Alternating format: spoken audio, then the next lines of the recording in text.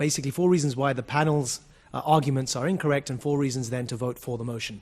And as for the failure of the panel, I think number one is that there's a failure to contextualize. As I've tried to say time and time again, there's a failure to contextualize history and texts and sources, and there's an intellectual suspension that occurs when discussing Islam that simply doesn't occur when discussing the Constitution or any other piece of literature or writing.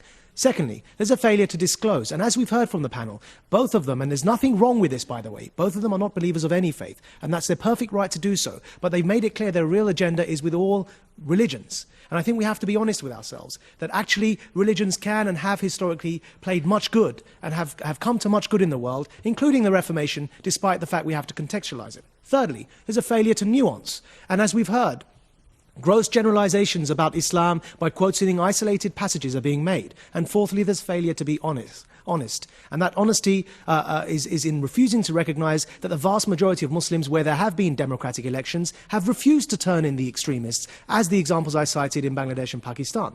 Now, please vote for the motion. And the reason I'd say that is reclaim Islam.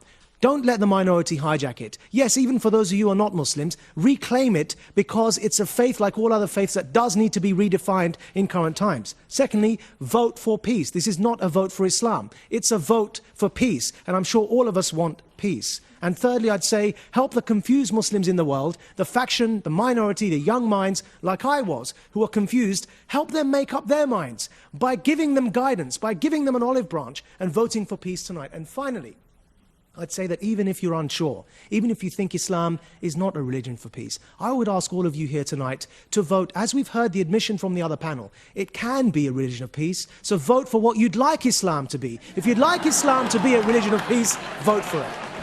Thank you. Thank you. Majid Nawaz. And that concludes our closing statements, and now it's time to learn which side you feel has argued the best. Sorry? I just wanted to object Okay. to that.